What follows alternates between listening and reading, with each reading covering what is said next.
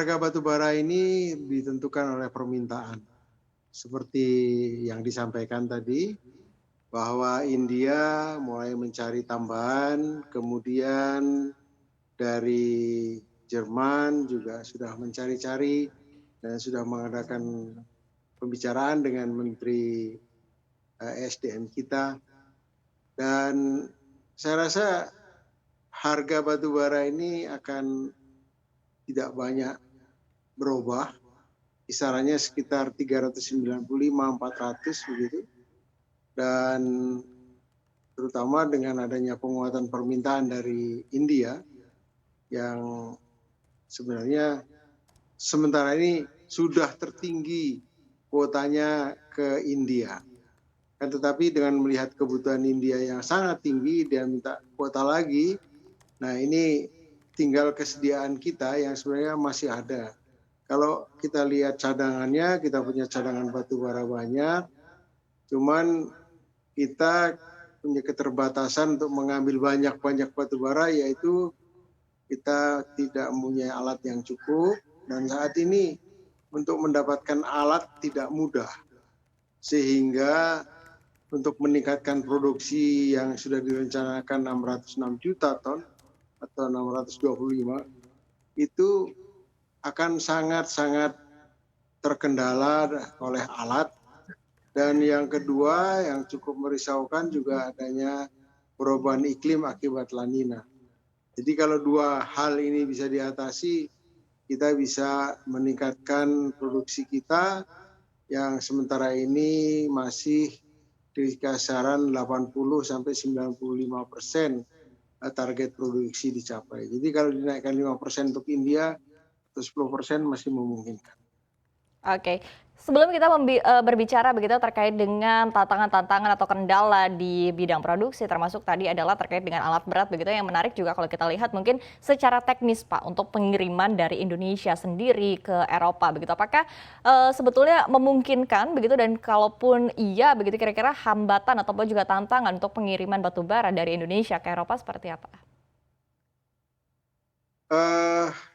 Kalau dari segi transport, karena kita biasanya menjual di di pelabuhan, jadi kapal-kapalnya berasal dari negara-negara pembeli, dan mereka juga sudah menyiapkan segala macam untuk keselamatan pengangkutan batu baranya.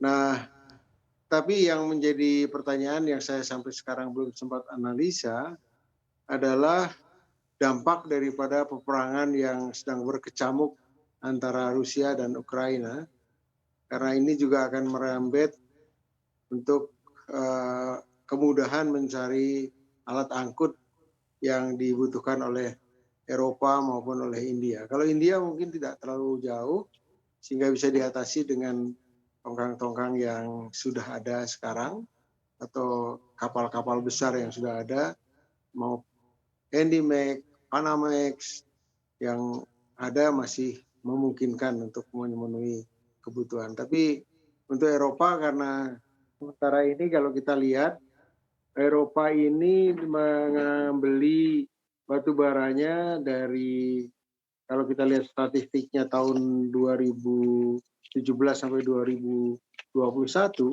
mereka kebanyakan mengambil dari negara ketiga. Negara ketiga dari tahun 2017 sampai 2021-22 ini kisarannya 32 juta ton ke Jerman.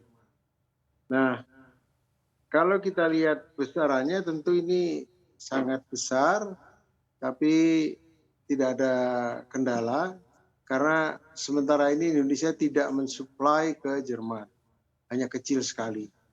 Dan kalau kita lihat 32 juta ini tidak mudah untuk dipenuhi, kan Oke. membutuhkan kapal-kapal yang besar. Ya.